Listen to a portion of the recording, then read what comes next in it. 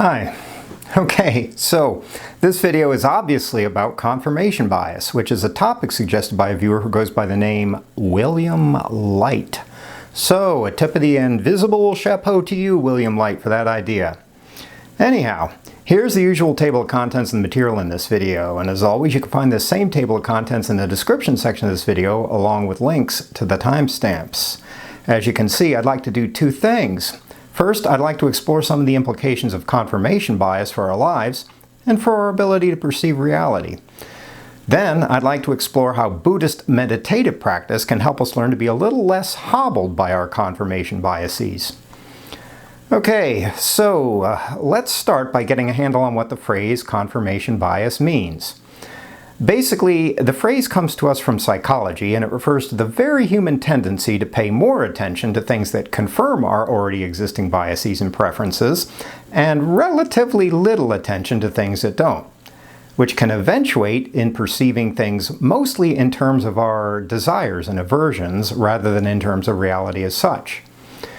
Of course, probably most of the time our perceptions are amalgams of our desires and reality, with different proportions of each depending upon the situation and the level of our investment in seeing things in a particular way. And it's also undoubtedly true that some of us are more susceptible to confirmation bias than others are. But if you think you aren't, well, you might just be falling into the circular trap of paying a lot of attention to things that would confirm that bias, and not much attention to things that don't.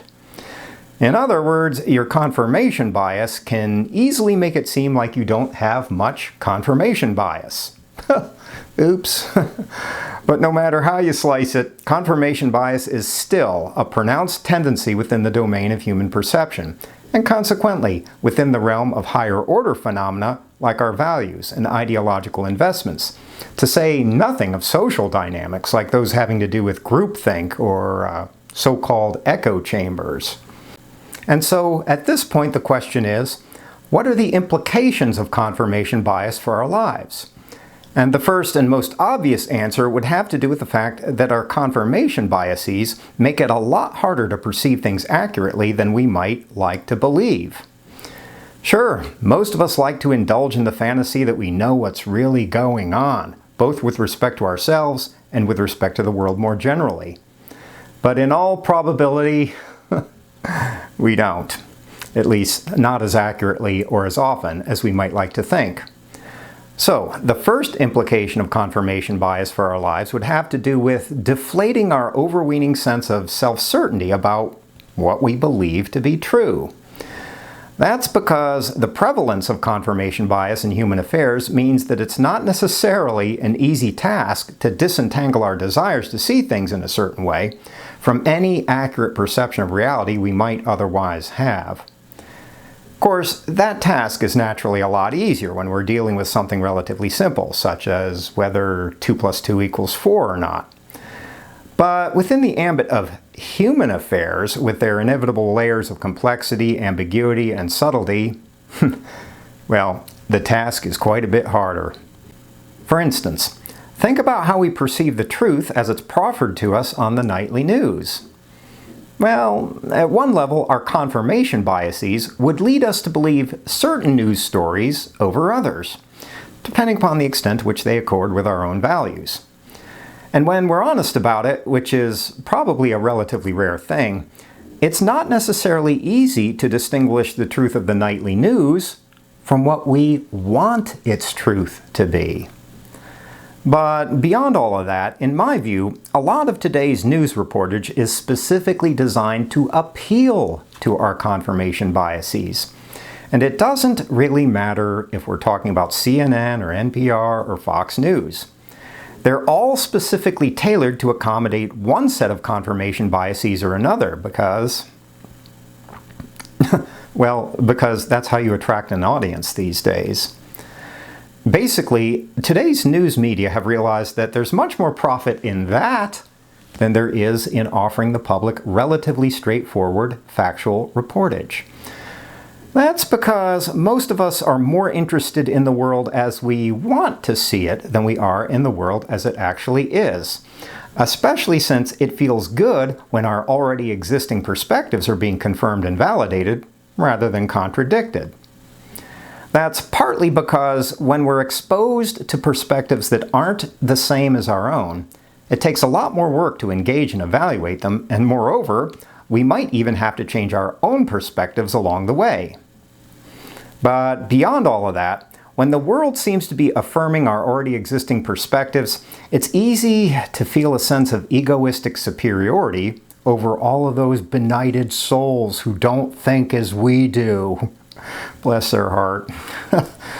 And for most of us, feeling superior just plain feels good. As Tom Petty once sang, "Hey, it's good to be king." And I suppose that at one level, all of that's perfectly understandable. After all, if we're honest about it, who among us doesn't enjoy feeling superior to other people?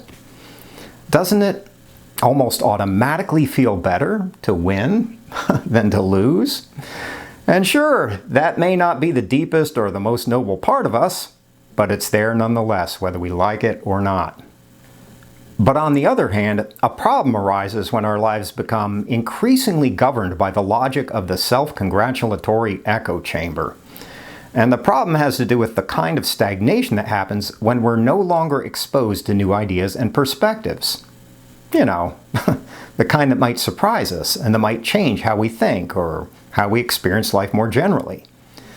Basically, the problem is that we lose the opportunity to improve ourselves through our contact with ideas and perspectives that aren't similar to our own. Furthermore, I'd say that that's a big part of why our world currently seems so mired in a lot of semi-tribal ideological antipathy. It's because when we live long enough in echo chambers designed specifically around our personal confirmation biases, when we've become sufficiently intoxicated by the wine of our own self-certainty and self-righteousness, well, it's easy to indulge in the ridiculous fantasy that we're the ones who are always right, and our supposed enemies must be the ones who are always wrong, and that we can consequently stop questioning how we're seeing things. We can just shut down our higher cortical functions and relax because we have arrived. Woohoo!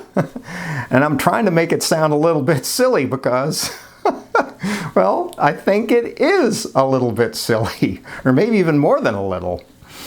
It's hardly a recipe for a better world, and it's definitely not a good way of fostering our development as individual human beings.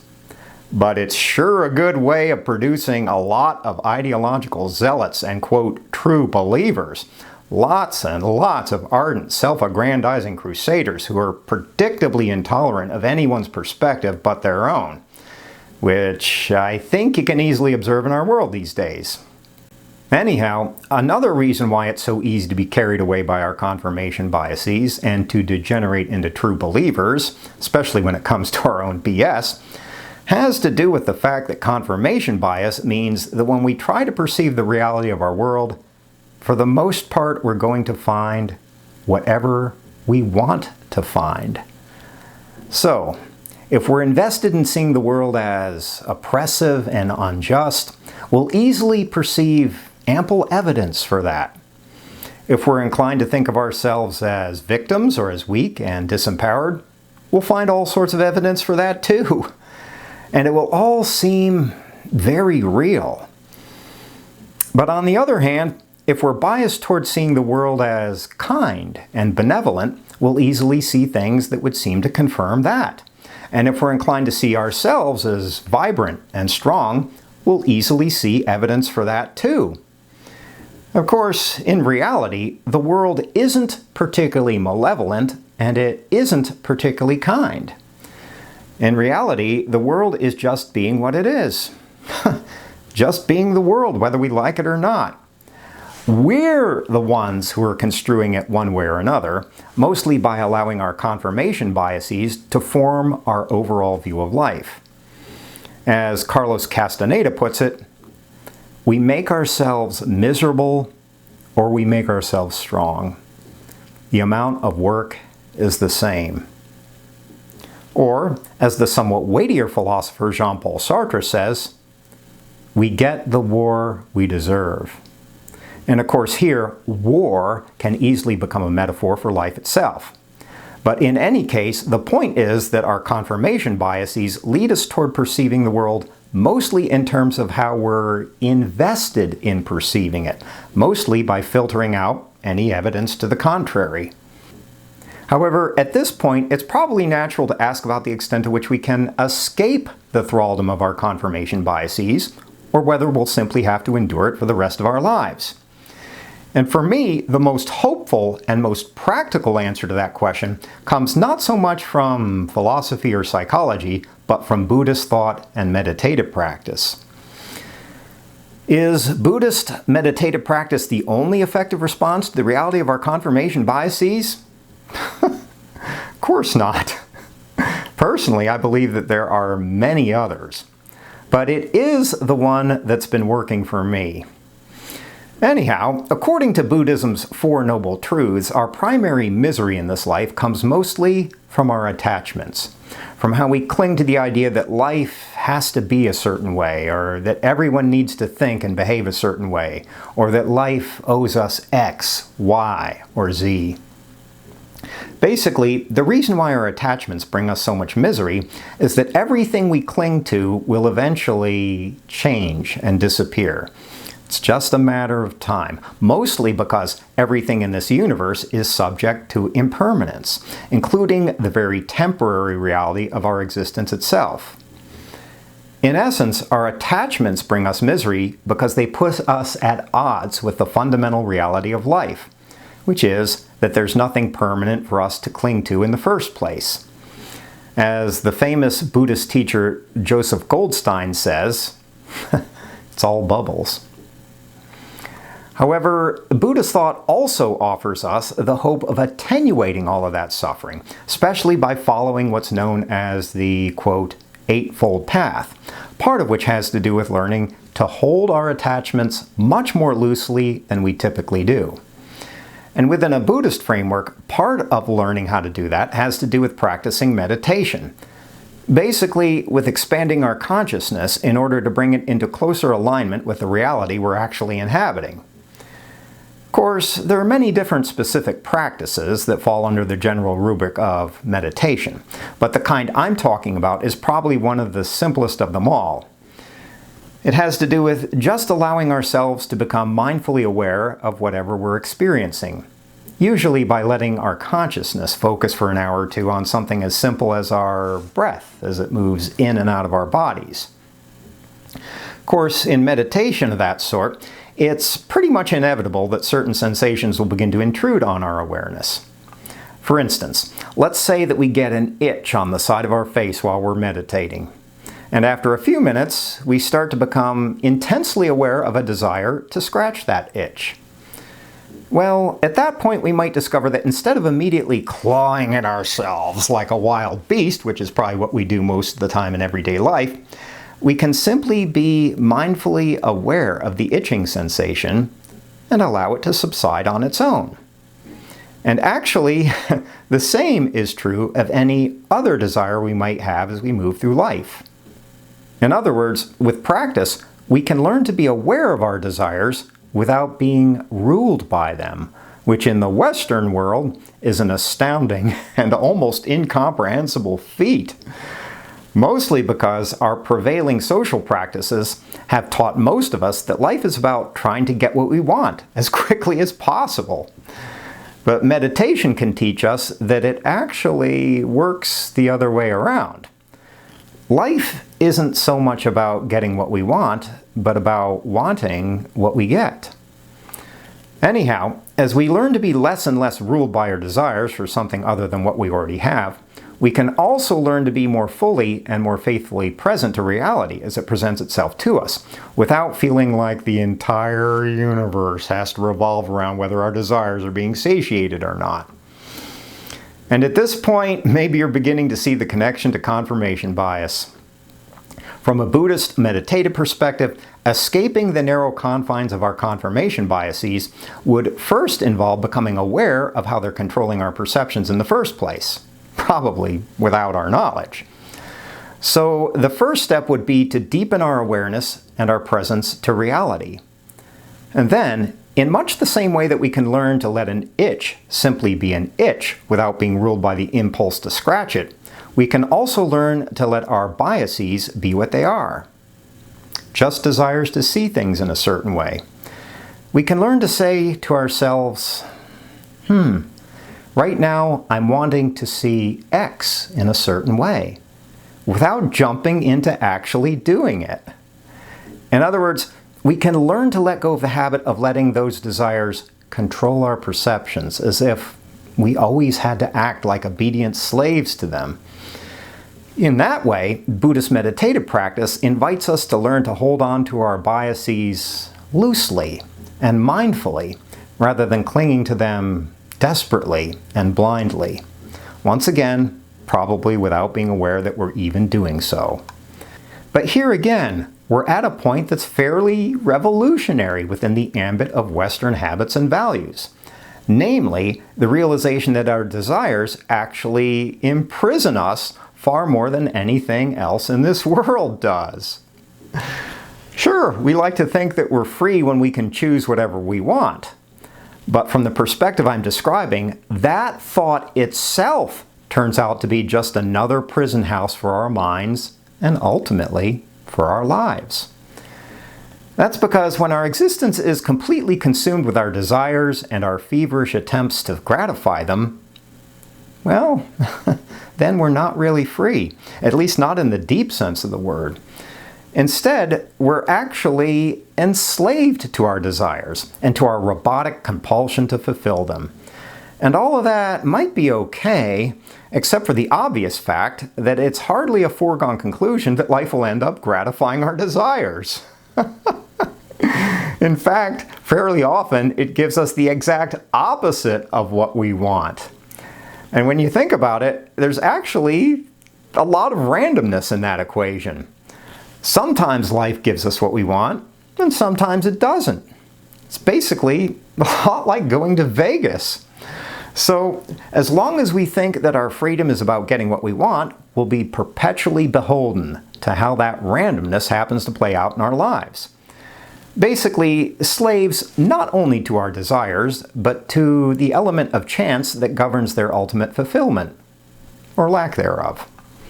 And at that point, it can be a disconcerting experience to discover that our desires have actually formed the bars and chains of our existential imprisonment all along, and that our freedom actually lies along a completely different dimension. And that other dimension mostly has to do with what we can choose to let go of, rather than what we desperately cling to. As Thoreau once put it, a human being is rich in proportion to the number of things he can do without. And yes, I am modifying that quote a little bit for the 21st century. Anyhow, when we've absorbed that somewhat counterintuitive lesson thoroughly enough, we no longer need to cling to the kinds of desire that undergird our confirmation biases in the first place.